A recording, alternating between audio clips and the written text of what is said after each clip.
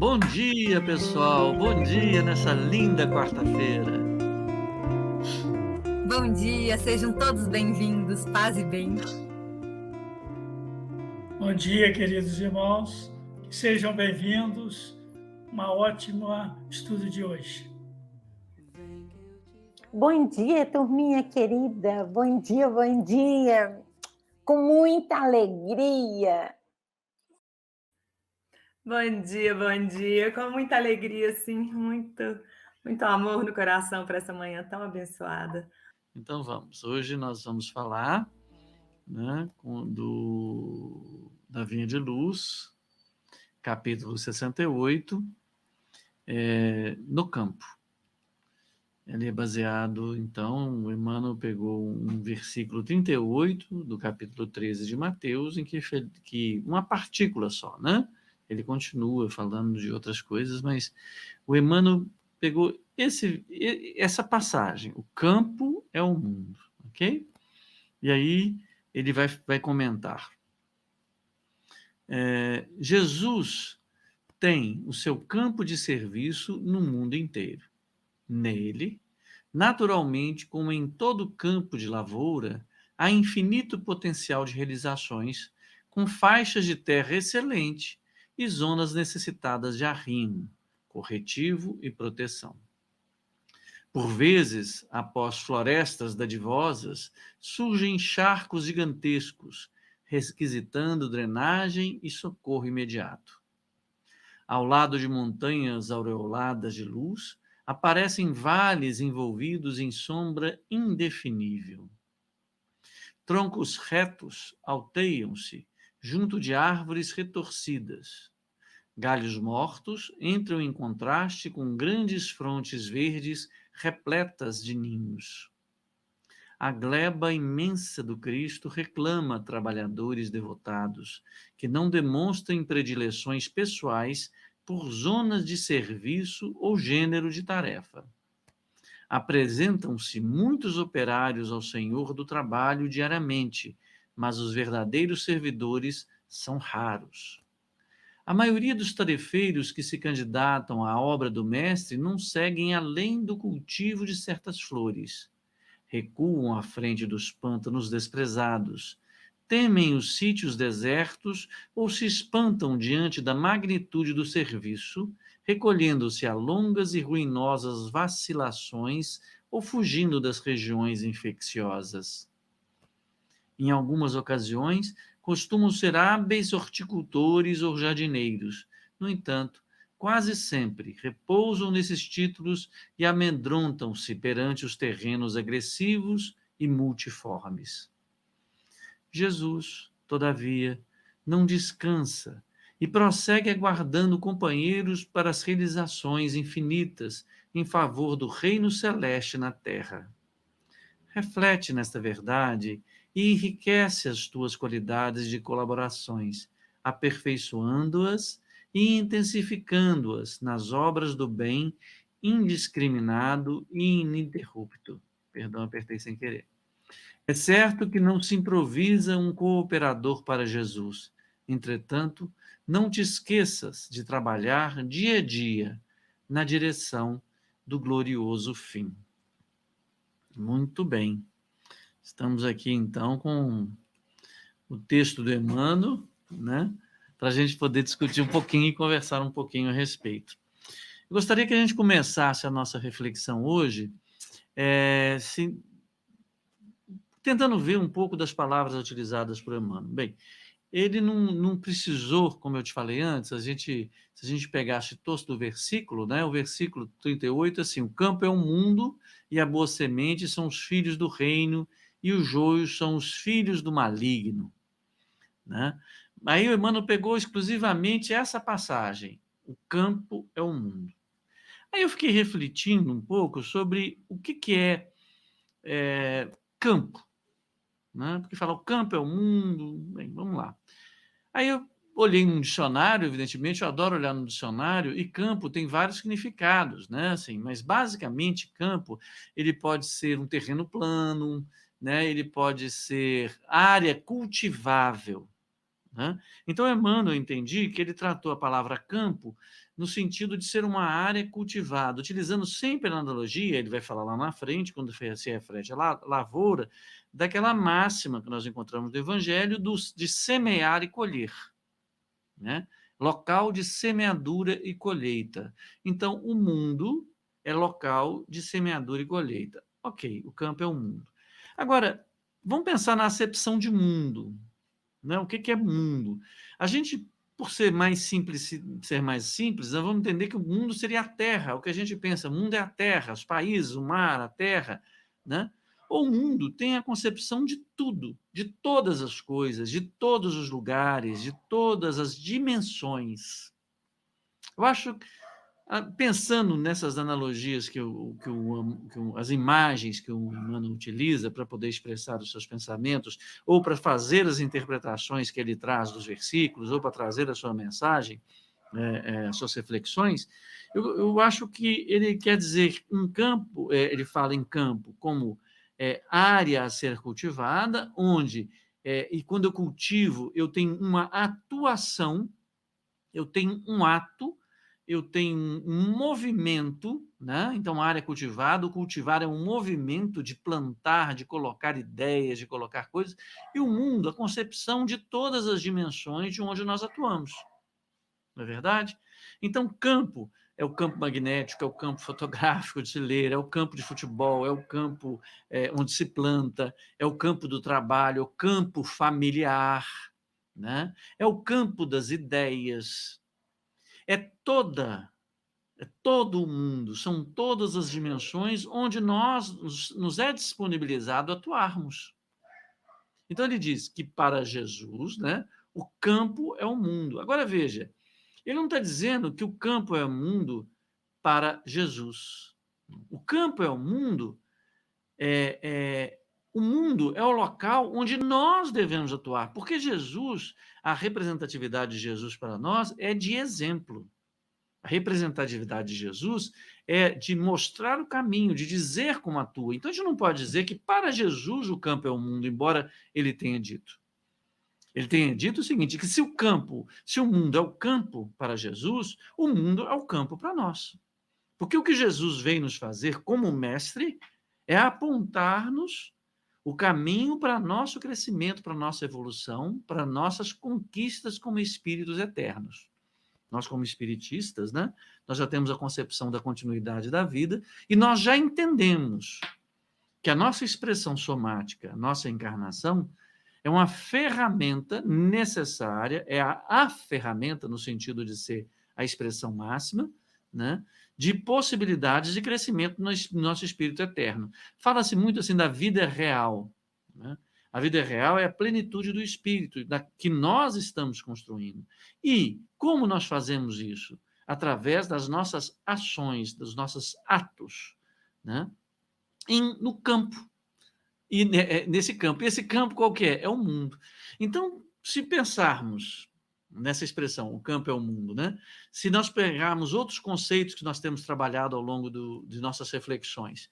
E veja, gente, eu estou colocando pensamento, né? Então, vale que também vocês, tendo alguma pergunta, um questionamento, coloquem também para que a gente possa desenvolver, né? Eu gostaria de poder escutar também para a gente poder crescer, porque aqui nós não estamos fazendo nenhuma aula, não se trata disso, trata-se de colocarmos uma ideia que o Emmanuel traz do Evangelho e refletirmos sobre ela à luz do que temos aprendido com o Espiritismo. E nós temos aprendido ao longo do tempo que nós, como espiritistas, né, que a nossa encarnação é uma ferramenta para o desenvolvimento do nosso espírito eterno. E nós temos ouvido que a verdadeira é a vida do espírito. Essa vida que a gente chama de vida é uma internação que fizemos para aprimorar aspectos necessários para o nosso crescimento. Não é verdade? Então, se trata da vida eterna, toda a nossa atuação, todo este mundo que nos é concedido é campo para o desenvolvimento do nosso espírito eterno. E, se nós partimos também de outras questões que nós estudamos, ou de certos conceitos que nós adotamos para poder construir as nossas reflexões, de que Deus Pai é soberanamente bom e justo, veja, isso é uma conceituação que nós temos, que nós aprendemos lá em Gênesis, né? No livro da Gênese de Kardec. Né? Essa conceituação que Deus Pai é soberanamente bom e justo, então nada que não nos fosse necessário nos seria concedido, porque então não seria justo. Né? Existem conceitos de justiça de Platão, existe uma série de outros conceitos de justiça, mas essencialmente é aquilo que verdadeiramente nos cabe, isso é justiça. Então, se Deus é justo, né, todos os campos que nos são apresentados são justos à nossa necessidade. A justiça a quê? Até a própria justiça ela obedece uma certa, vamos dizer, uma certa conceituação. Por exemplo, outro dia eu vi umas discussões muito interessantes a respeito da justiça retributiva, a justiça distributiva, né? A justiça é estabelecida em função de determinados valores. É valor para nós, né? Nós temos cultivado o valor de que as coisas sejam equilibradas. Daí vem o conceito de justiça. Então, essa justiça retributiva é que nós temos mais uma ideia mais plena dela, né? Quer dizer, se é dado 10 a este, que seja dado 10 àquele. Aí vem o conceito da justiça distributiva. Então, se há valor para mim a preservação da vida, a valorização da vida e acolher as pessoas, é justo que eu dê àquele que não tem a condição de produzir o necessário para que ele viva. Já é um senso de justiça distributivo. Então, Jesus, ele transcende, evidentemente que Deus transcende os conceitos que a nossa ignorância, a nossa falta de iluminação ou a pequena luz que possamos ter acendido, conseguimos alcançar. Nos cabe, como a Aldinha faz, confiar. Então, nós podemos confiar de que a justiça divina supera nosso controle sobre o que é justiça. Então, se nos é apresentada determinada situação ou determinado campo de atuação, né, é porque ele é justo, porque nós concebemos um conceito de que Deus é soberanamente justo. Então, se nos é apresentado, porque é necessário. Mas necessário para quê? Toda necessidade é atrelada a um fim. Né? Então, quando a gente fala assim, vamos dizer, eu vou colocar, sei lá, isso aqui para me decorar, né? A minha casa, esse vidrinho. É necessário para que harmonize visualmente o meu lar. Então, há um fim nisso. Então, toda a ação nossa, ela reflete um processo para uma necessidade. Então, se nos é apresentado num campo de trabalho no mundo, ou seja, em todos os aspectos dos quais atuamos, seja ele mental, seja ele no campo físico, seja ele no campo das relações com as pessoas, em qualquer dos campos de atuação, é porque, coincidentemente, com o conceito de que Deus é soberanamente justo e bom, né? Então nós concebemos que esse campo ele é bom, é justo, consequentemente, é necessário. Porque se não fosse necessário, não seria justo nem bom. Dá para entender? Então ele diz que todo o mundo, agora, a nossa percepção do mundo é todo mundo que nós conseguimos aprender. Né? Faz parte do mundo, por exemplo, a gente fala assim, o Sri Lanka. Né? O Sri Lanka está no mundo? Tá, o Sri Lanka está no mundo. Eu falo assim em termos de lugar para simplificar. Né? Mas nós vamos, campo de trabalho, para quem está no Sri Lanka. Para nós, ele é campo de trabalho na medida que, não podendo atuar nele e nos sensibilizando com o Sri Lanka, nós possamos ter a melhor das intenções com o Sri Lanka. E atuando localmente, no campo que me afeta mais diretamente, ou seja, nas minhas relações, nas ideias culturais do berço onde eu nasci, onde eu atuo mais diretamente, isso possa se expandir para o mundo como um todo, tanto sob o ponto de vista do mundo como terra, e o mundo como as ideias que embalam o mundo, que fomentam o mundo. Deu para entender? É assim... o mundo todo, mas nós temos nossas ações se restringem ao nosso campo de atuação e elas refletem para todo mundo. E por que a gente fala que Jesus vem dizer isso, que é a questão de plantar? Ele fala campo como lugar de plantar, e é o mundo todo. Porque todas as nossas ações refletirão, quando elas são, refletirão em nós mesmos e refletirão no mundo, no nosso mundo e no mundo como um todo.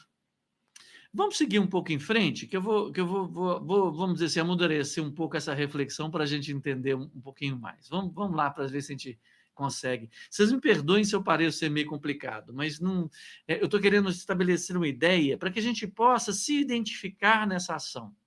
E ao entender que o mundo é o campo de atuação de Jesus, nós vamos partir dessa ideia que o mundo, não estou falando exclusivamente da Terra, estou falando do mundo dos pensamentos, o mundo das relações, o mundo das ideias, o mundo das ações, né? O mundo material e o mundo sutil, o mundo das ideias, o mundo dos sentimentos.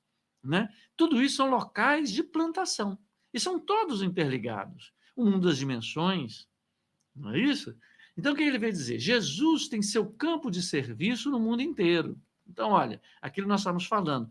Se Jesus tem um campo de serviço no mundo inteiro, né, é porque ele não escolhe o serviço. Todos os locais em que ele se apresenta para o trabalho é campo de plantação, ou seja, é local de plantar.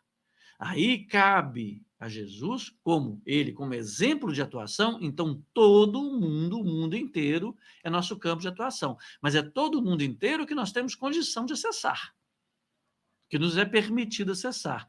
Onde estivermos é o nosso mundo. O local que estivermos é o nosso mundo inteiro. Deu para entender? Esse mundo inteiro se refere a todos os campos de atuação desse local onde estamos.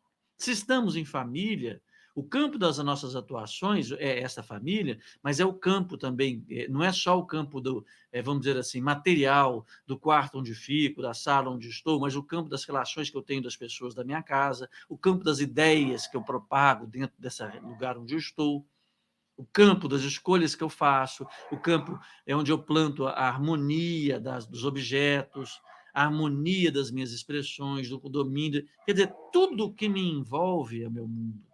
Então, para Jesus, tudo que ele fazia era campo de plantação, plantar. Agora, o que vem? Qual semente plantar? Quando a gente pensa em Jesus, a semente que ele plantava era a semente do amor. Então, a semente que nos cabe plantar, já que ele é o exemplo de atuação, também é semente de amor.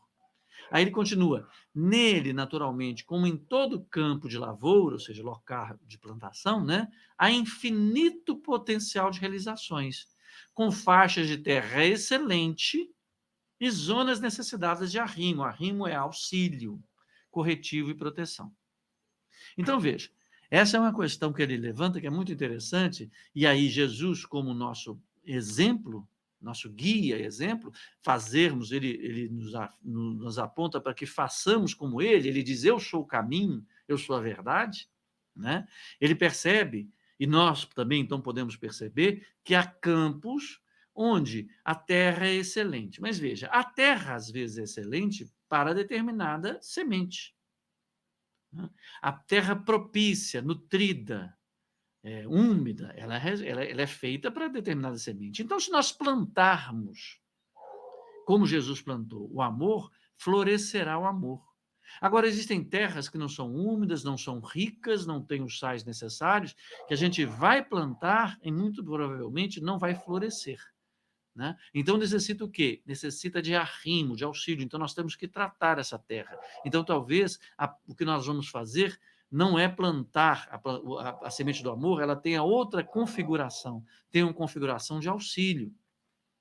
Tem uma configuração de tratamento, de sensibilização. Né?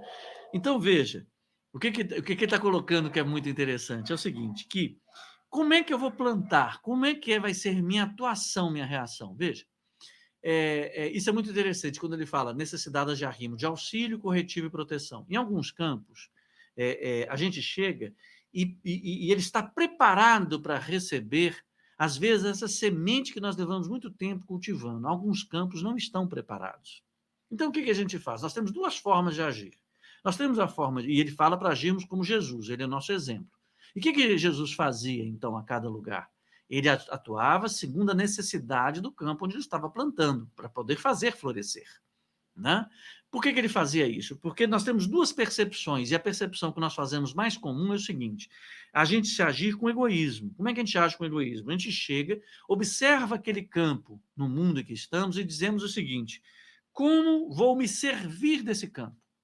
como esse campo me serve. Entende? Como esse meio onde eu estou me serve. Podemos dizer que o campo que nos é apresentado para trabalhar é um reflexo exterior do que temos por dentro. Se está muito pedregoso, é porque temos que cultivar o terreno interior. É desse jeito mesmo, é desse jeito mesmo. É uma reflexão a ser colocada, muito interessante. Né? É verdade que sempre nós refletiremos no ambiente o que nós carregamos em nós mesmos. Mas nós vamos caminhar com a ideia para chegar nisso aí que eu acho muito interessante. Então, veja, se eu chego num determinado campo, estou atuando no campo, se eu ajo de forma egoística, o que eu vou fazer? Eu vou olhar para aquele terreno, por exemplo, pedregoso, e vou pensar assim, e vou agir assim: como eu posso me servir desse campo? Então, a minha atuação naquele campo, de uma forma egoísta, eu vou tentar tirar proveito daquele campo para poder me atender. Não vou me satisfazer, evidentemente. Né? Seja no campo mental, no campo das ideias, no campo das ações. E eu vou reagir veja bem, reagir de forma a tirar proveito. Então, uma forma egoísta, uma forma que não entra em sintonia com aquilo que Jesus está colocando, na atuação de plantar o amor, que é o que Jesus planta. Tá certo? Agora, eu tenho uma outra forma de atuar nesse campo, eu chegar a me deparar no campo que me é apresentado e dizer assim: como eu posso servir a essa circunstância? Porque essa é a plantação de Jesus. Essa é a semeadura de Jesus. E é essa da qual nós precisamos, é necessário para o fim do crescimento de nosso espírito eterno, por isso que é necessário ser feito. Se nós, evidentemente, eu nunca gosto de dizer é uma coisa sem dizer uma proposição anterior. Se queremos evoluir nosso espírito maior, já nos foi dito, e nós acreditamos em Jesus, tomamos isso como a verdade, que ele é o caminho, a verdade e a vida, né? Então, nós queremos evoluir nosso espírito, né? A nossa individualidade. É necessário que plantemos assim como Jesus plantou, porque ele é a verdade, o caminho e a vida. Então, a posição que ele tem é: como posso servir nessa área de atuação? Aí é diferente. Aí eu não vou combater as pedras, eu vou tratar as pedras desse campo pedregoso que a Daniele chamou, que ela trouxe na ideia. Se eu venho egoisticamente e trato o campo pedregoso com mais pedra, eu não vou contribuir para o crescimento daquele campo, não. Eu começo na retirada das pedras. Como eu posso servir aquela área de plantação? Eu começo a retirar delicadamente as pedras. É claro, nós estamos fazendo uma figura de linguagem. Como que é feito isso? Aldinho lembrou agora há pouco, com amabilidade, com disposição, né? Com disposições de cuidado, escutando, parando um pouco para escutar. Certa vez eu ouvi uma professora de filosofia falando que o mestre dela, quando alguém perguntava para ela alguma coisa para ele abaixava a cabeça. Aí ela perguntou assim: mas por que você abaixa a cabeça e fica assim quieto? Ele fica assim: que eu fico tentando parar a minha mente, o meu pensamento, para que possa ter espaço para ouvir o que o outro está me trazendo. Não é verdade? Então, para que o meu pensamento não ocupe isso que ele está trazendo, para que eu não seja rápido nas conclusões, eu possa me dar tempo de ouvir. O que ele estava fazendo com isso? Ele estava seguindo Jesus, ele está tendo amabilidade, ele está tendo humildade de escutar, ele estava plantando, ele estava fazendo um arrimo naquele campo que lhe era apresentado, muito provavelmente um campo pedregoso, né? E para poder fazer as correções necessárias, mas é necessário conhecer aquele campo de atuação. Ele não precisava reagir. Reagir sempre tem aquela ideia: se eu vou com a força nessa direção, no sentido daqui para aí, é necessário que na mesma direção uma força superior de lá para cá, o que somam as forças contrárias. Então ele precisava de um tempo para poder cessar esse impulso de ser contrário à pedra. Vem pedra, meu impulso é jogar pedra. Esse é o reflexo, como a Daniela está falando, do que eu venho carregando. Mas como é que eu vou fazer esse arrimo? É perguntando como eu posso servir a este campo de forma que as pedras possam ser retiradas, seja no campo das ideias, no campo das relações, não é verdade? É um campo a ser lavrado. Lavrar é retirar a pedra. Então, antes de plantar, e é uma plantação no sentido de que eu colherei, né? Eu colherei ao lavrar um campo mais fértil, né? Então, primeiro eu preciso tirar as pedras. Como eu faço isso? Com amor, com amabilidade. Eu relembro aqui umas posições de Kardec que estão todas conectadas, né? Ele diz que onde há duas pessoas em disputa, independente da argumentação que um possa ter ou outro, eu tenderei a ficar do lado daquele que tiver mais amor. Então, o que ele está dizendo é isso. Se eu encontro um campo pedregoso, se eu entrar com mais pedra, eu vou aumentar o número de pedras. Se eu encontro um campo de violência, se eu rebato, né? Ou seja, eu percebo que ali eu não tenho proveito pessoal para mim, eu me afasto da harmonização com o amor divino e vou com mais violência. Eu sou uma violência, não é bom nem para mim, nem para aquele campo. Então, eu não estou lavrando aquele campo. Então, nós já falamos isso em outras circunstâncias, né? Se eu vejo um campo de violência, é necessário que eu a trabalhe não com a violência, mas com a amabilidade, com amor, com despojamento até mesmo das dores que essa violência possa causar a mim. Veja, nós estamos tratando aqui do ideal, tá, gente? Nós estamos reflexionando a respeito disso. Então, em nossas atitudes, já que Jesus, o mundo, é o campo de atuação de Jesus, ele também é o nosso campo de atuação. Porque Jesus veio dar exemplo. E qual que é o exemplo dele? Como que ele agiu no mundo? Ele agiu no mundo sempre com amabilidade, com amor. Entendeu? Então, assim, se nós encontramos um campo pedregoso, não quer dizer necessariamente que ele seja reflexo nosso, mas seja reflexo da nossa necessidade, porque Deus é soberanamente justo e bom. Então, nos apresenta um plano pedregoso para que possamos atuar segundo o ensinamento de Jesus, porque este é o caminho, a verdade e a vida para o crescimento do nosso espírito imortal, do nosso espírito eterno, da nossa individualidade. E como é que ele mostrou fazer isso? Se o campo é pedregoso, nós não vamos agir egoisticamente procurando como que eu vou combater isso com mais pedra, buscando as pedras que eu tenho para ir confrontar com ele. Não. O caminho que Jesus apontou foi da amabilidade, do arrimo, do auxílio. Eu auxilio aquele campo, eu aro, eu retiro as pedras para que ele seja um campo propício, né? E possa perceber nesses atos o alívio do peso dessa violência, e nesse momento eu já estou plantando a semente do amor. Na medida que eu dou para ele, aí pergunta assim, mas você, não é preferível você ensinar a pescar do que dar o peixe? Né? Aí muito sabiamente dizem assim, como é que eu vou aprender a pescar com fome? Né? Aí perguntas assim, por que no centro, aliás, né, a sopa, né, voltou a ser fornecida lá de segunda a domingo no Manuel Felipe, né, na Rua Leopoldina, a partir das 10 da manhã. O trabalho começa às 8 da manhã, vai até às 11, ainda estamos querendo os voluntários para auxiliar, né? Começou já na segunda-feira, Alicia comandando, está uma maravilha. Então, né, estamos aí, gente, já temos trabalho pela frente. Aí pergunta, por que dá sopa? Né? E não pede nada em troca? Não. É necessário que eu retire a pedra da fome. Talvez seja essa a ação de uma forma mais material, mais objetiva. A pedra da fome, que haja um corretivo, um lenitivo, um auxílio, para que possa haver, que haja uma proteção, para que depois a terra se apresente, para que ela seja enriquecida, a retirada das pedras, para que entre a semente, outra semente de uma percepção. Então, o que acontece? Se a gente vai buscar o que o campo que nos é apresentado, o que ele me serve de forma egoística, e que eu vou combatê-lo, eu vou confrontá-lo, eu vou fazê-lo, ele não vai crescer. Mas se eu me harmonizo com amor, se eu busco a ação exemplificada por Jesus e pergunto como eu posso servir aquele campo que me apresenta, né? Aí sim, aí eu influencio esse campo. Eu ajo, eu não reajo, né? Eu vou sob os olhos, né? Sob o exemplo de Jesus, à luz do exemplo de Jesus, eu entendo que aquele é um campo de trabalho, é um campo de lavrar. Lavrar envolve retirar as pedras, enriquecer o solo, para que floresça, né? Aquilo que haja sido plantado.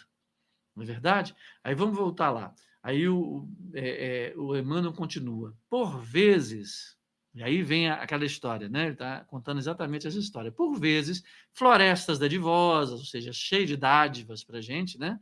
Surgem, após florestas dadivosas, após terrenos ricos em que florescem as ações, não nossas reações, em que é mais fácil fazermos, né? Surgem charcos. Charcos, gente, é pântano.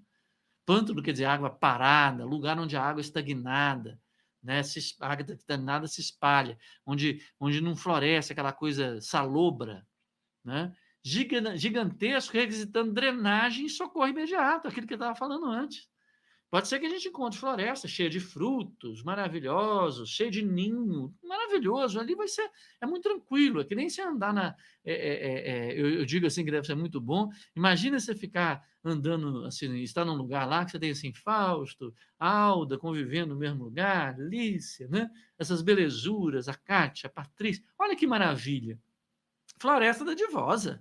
Né? Só gente bonita, só gente ali, né? No esforço de trabalhar com o Ricardo, com o Fefe. Nossa, é por isso que é muito bom a gente no Centro Espírita encontrar com essas pessoas, esses trabalhadores, né? Muito bom de estar lá. Mas vai ter um momento que a gente vai encontrar, né? Situações em que nós vamos encontrar pessoas duras, situações duras. Aquele filho difícil, né? Aquele chefe difícil, que são pântanos, requisitando drenagem e socorro imediato. E o socorro é jogar mais água salobra? Não. É drenando, fazendo aquela aguinha sair devagarzinho, amorosamente. Esse é o trabalho que se apresenta para esse campo. Né? Aí ele continua, só para poder exemplificar bem. Ao lado de montanhas aureladas de luz, olha que beleza, o sol aquecendo, aparecem vales envolvidos em sombra indefinível. Né?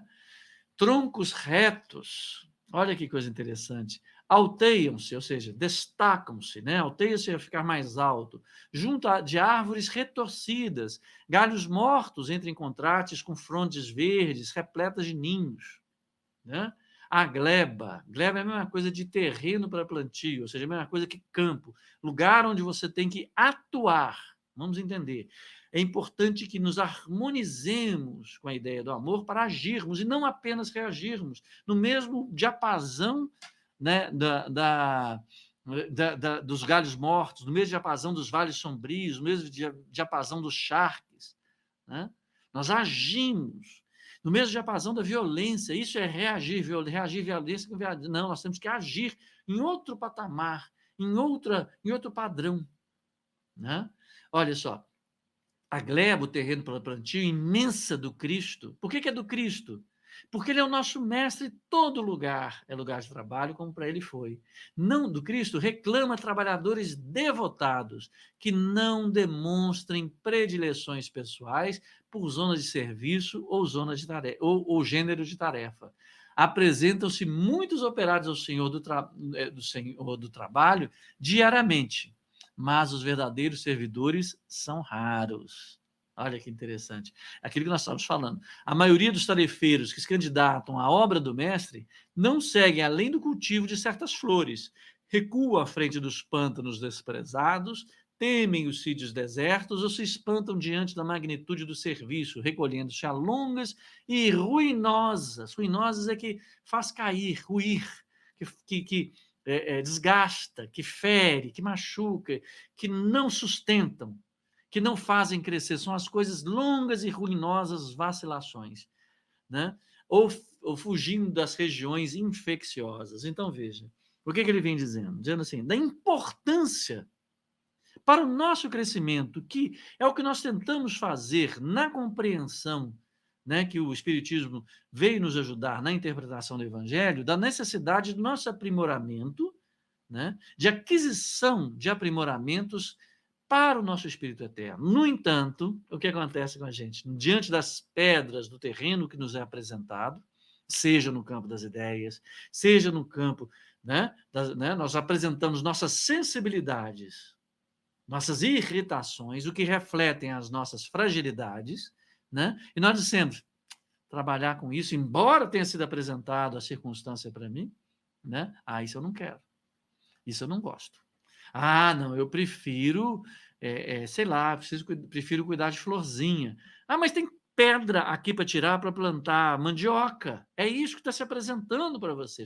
Não quero não, quero plantar feijão. Eu estou aqui para o trabalho. Eu lembro direitinho uma situação muito boa, que é o seguinte, vocês percebem que eu sou meio falador, né? Então, eu quero usar a minha vivência para poder ver se ajuda alguma coisa. Não que eu esteja em nenhum outro patamar, não. Estou dizendo como as coisas representam. Eu comecei a frequentar o Centro Espírita, o Manuel Felipe Santiago, e devagarzinho eu comecei a me encantar e ler as obras do Pentateuco, e li também, não vou dizer todos os livros do Chico, mas estou lendo todos eles, alguns eu leio mais vezes, outros menos vezes, mas e vou marcando. Então, toda vez que eu leio, eu vou enchendo de papelzinho, etc. E tal. E eu via as palestras, né, principalmente das terças, e tudo, e ficava encantado, e eu falador, queria discutir, etc. E tal. E aí, quando eu comecei a querer falar assim, qual o trabalho que eu vou fazer para poder participar, que eu cheguei e falei, não, que eu quero estudar, eu gosto de estudar, eu tenho estudado muito, não estudava nada, eu achava que estudava, né, que eu estudava só o que gostava. Aí eu falei assim, não, começa aqui, aparece aqui na sopa. Eu falei, gente, sopa? Estou lembrando, né? Bem, vamos na sopa, né? Cheguei lá na sopa. Na hora que eu cheguei lá na sopa, olha que coisa boa. Sabe quem é que estudava com a gente lá na sopa? Era Alicia, Fausto e Alda. No dia que eu fui, no dia que eu escolhi, olha que coisa chata, né? Aí eu tô lá e ficava encantado ouvindo, mas tô que descasco batata, e tô que corto tomate. Aí encontrei uma pessoa que eu falei assim, meu Deus, né? Ildinha, nossa, que gostosura conviver com a Ildinha, sabe? Aí eu encontrei outra pessoa que eu camei, eu falei assim, gente, esse japa é chique demais, e o japa me dava cada admoestação, seu hotel não se limpa assim, não, limpa lá, não sei o que, não. Aí eu ia fazer, ele pegava, ia lá e começava a fazer, nossa, me dava um aperto no coração. Eu comecei a aprender a lavar direitinho as coisas, aí eu observei que o Camê tinha uma caixa de ferramenta ali, aí eu falei, meu Deus, olha, era um cuidado, vamos dizer assim, japonês, daquilo do bom, né? Eu acho que é importante estarmos abertos a toda fonte de conhecimento iluminado que você tiver. E ele tem lá a caixinha de ferramenta, e eu, assim, me virava na doçura e na firmeza do Camei, né? Que coisa, com dores nas costas, ele lá firme, né? E eu fui aprendendo, e ao mesmo tempo ouvindo aqueles estudos, e toda angustiada, e fui. Moniquinha, nossa, Moniquinha era a época Zenaide, né?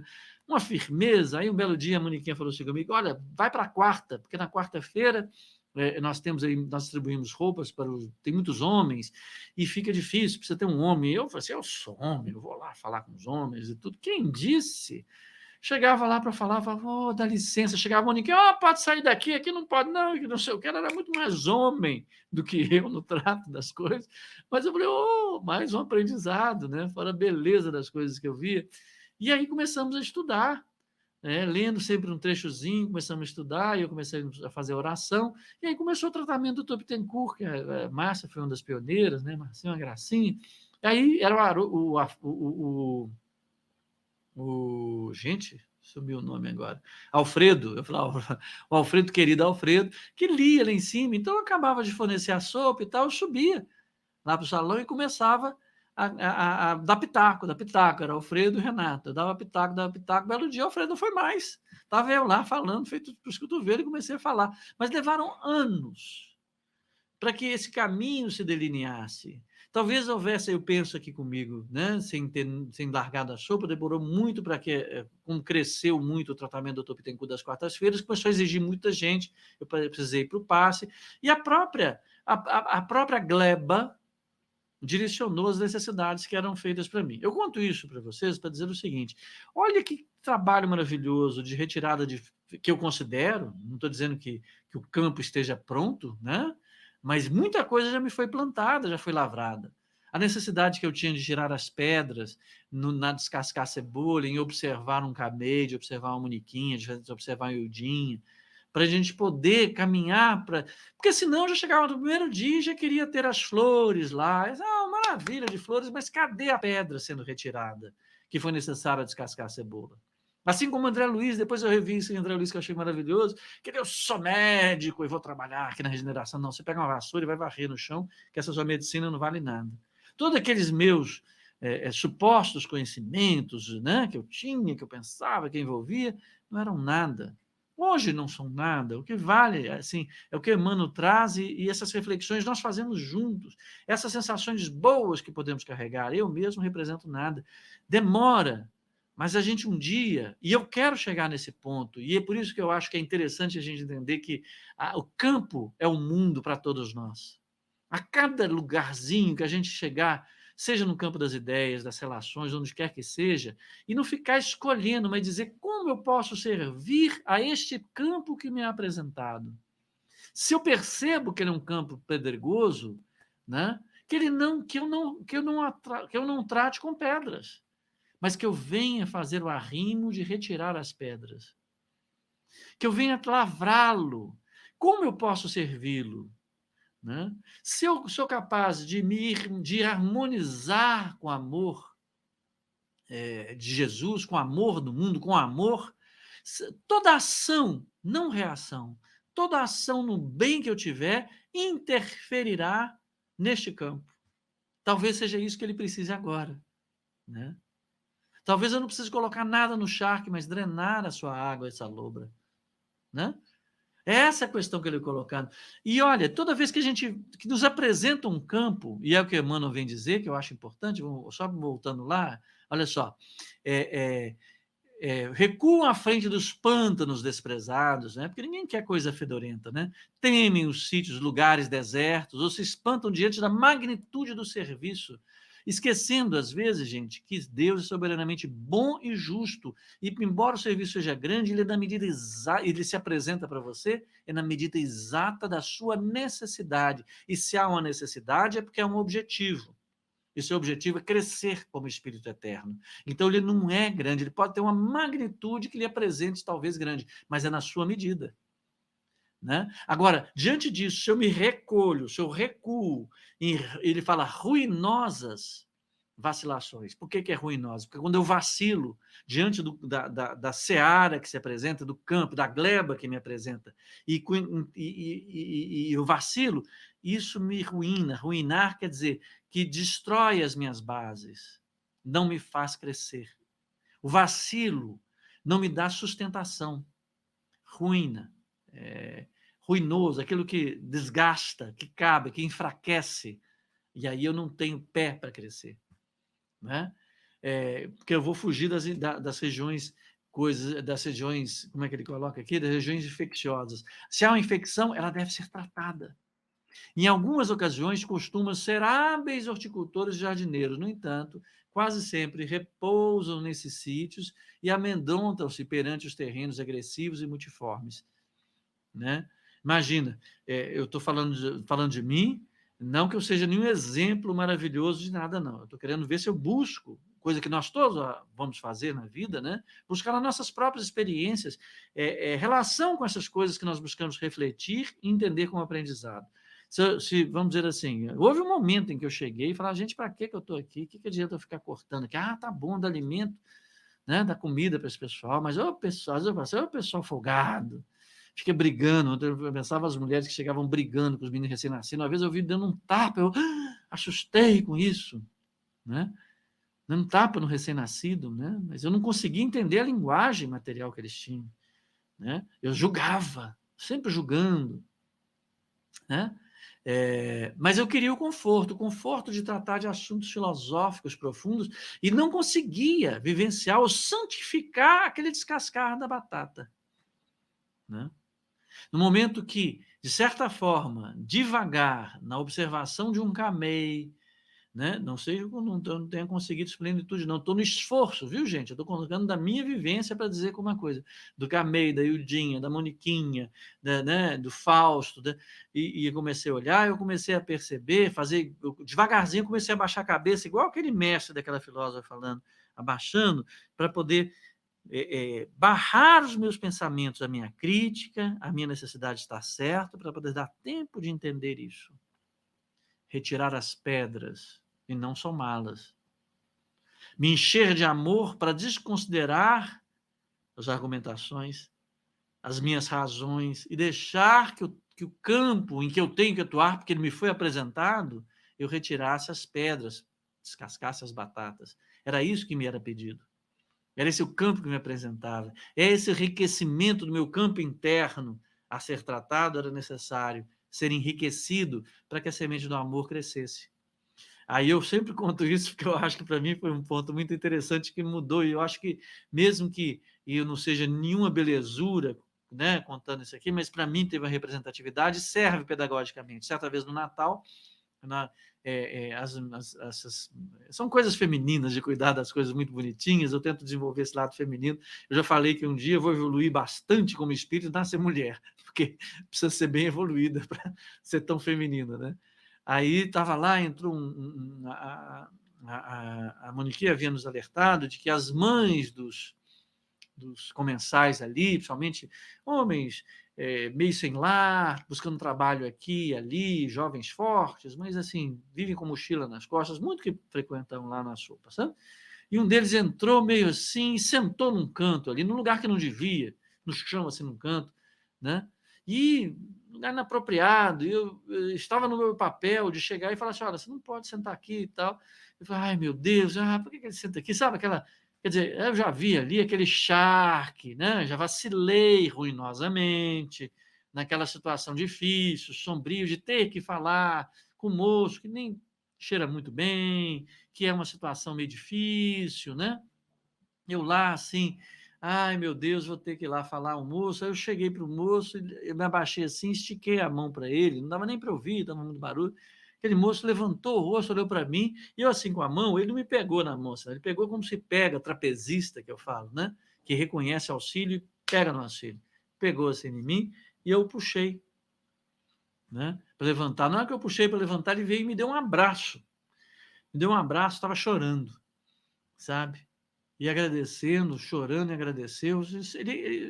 Eu acho que alguém, né, dentro do meu vacilo ainda teve, apesar da minha ruína na vacilação, ainda teve alguma coisa para me inspirar, né, de não falar nada, e ele sentiu ali necessidade de um abraço. Eu não falei nada, só dei um abraço, ele chorava de lá, eu chorava de cá, né, pelo aquele momento que significou, foi simbólico para mim, né? Quer dizer, graças a Deus, assim, depois foi falar assim que as mães estavam muito gratas pelo trato que foram dados aos filhos. Imagina, ele estava morrendo de saudade, estava sentindo a influenciação da mãe, de quem ele gostava muito, e se necessitava de um abraço. Foi só, né? E eu quase que não faço, porque eu estava na vacilação ruinosa. Isso, para mim, teve um fator simbólico muito importante, para perceber a necessidade que temos de tratar, né? Fazer arrimo antes de plantar. Então, eu estava cheio de ideias, mas o que era necessário ali é tirar pedras, né? Até hoje ainda estou buscando esse entendimento, mas é uma luta diária, para poder me fazer ser visto pelas coisas que eu acredito através da santificação dos atos que eu faço. E que nós todos busquemos isso, né? Vamos tentando, nós estamos tentando. Olha o que ele diz, então, continuando, Emmanuel, que nós já estamos passando do horário. Jesus, todavia, não descansa e prossegue aguardando companheiros para as realizações infinitas, né, em favor do reino celeste na terra. Reflete nessa verdade e requer suas qualidades de colaboração, aperfeiçoando-as e intensificando-as nas obras do bem, indiscriminado e ininterrupto. É certo que não se improvisa um cooperador para Jesus, de fato, tá vendo? Não, a cooperação que eventualmente possamos dar hoje tem que ser construída ao longo do tempo. Não é da hora para outra que nós vamos santificar os trabalhos, mas é trabalhando que um dia os santificaremos, trabalhando num bem. Por isso que eu digo, nós faremos pela disciplina, né? Pela aquisição de um hábito do trabalho no bem, em que nós santificaremos a nosso trabalho. Pensemos nisso em todos os campos de atuação, no mundo inteiro, que é nosso campo de atuação, no mundo que nós percebemos, né? Só para terminar, entretanto, não te esqueças de trabalhar dia a dia na direção do glorioso fim. Então, gente, quando ele fala glorioso fim, aquilo, ele está reportando aí, quando está dizendo o seguinte, da necessidade. Fim é o objetivo. Glorioso fim é o crescimento do nosso espírito eterno, né? Para finalmente ascendermos, termos o amor como nossa principal atuação. O nosso fim é o objetivo que alcançamos, aquele que Jesus foi apontar o caminho, aquele para o qual Jesus é a verdade, para o qual Jesus é o nosso mestre, por isso que é infinito o trabalho dele, para o qual Jesus é o nosso exemplo na sua expressão quando esteve na terra.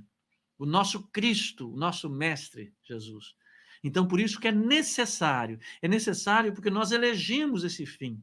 E o nosso fim é de crescermos como espírito eternos, é evoluirmos. Este é o fim, é o nosso fim glorioso. Então, que possamos, ao perceber que o nosso campo de trabalho, assim como é de Jesus, é o mundo inteiro, e é o mundo que nós podemos perceber. Né? E a cada vez que nós descobrimos, né, a nossa capacidade de influência, nós a influenciaremos na medida em que a gente pergunta assim, como podemos servir neste campo que eu percebo? Aí nós estaremos harmonizando com o amor, porque amor é serviço. E aí nós vamos crescer. Por isso que o mundo é campo. O nosso, como é para Jesus. Essa é a reflexão que nós queríamos trazer hoje. E vamos hoje, então, agradecer aos nossos espíritos protetores, agradecer a Manuel Felipe Santiago, que é o nosso coordenador maior, agradecer dentro de nossa casa, a casa que nós pertencemos e que estamos felizes de pertencer. Agradecer ao Dr. Pittencourt por seu trabalho maravilhoso cuidando de nós mesmos, agradecer a fluidificação desta água, que é um medicamento que necessitamos, agradecer a tantas coisas boas que recebemos todos os dias, a oportunidade de crescermos, a oportunidade de estarmos encarnados, a oportunidade de servir em todos os campos em que percebemos no mundo que nos cerca. Muito obrigado, Jesus. Muito obrigado, Dr. Pittencourt. Que possamos nós, a todo momento, a cada sofrimento que tivermos, perceber a nossa fragilidade e vencermos esse sofrimento, nos disponibilizando para servir, seja charque ou seja terra fértil, colocando o trabalho, a ação que é necessária para o nosso crescimento, nos harmonizando com o amor exemplificado por Jesus. Esteja conosco sempre, Jesus. Muito obrigado. Que assim seja.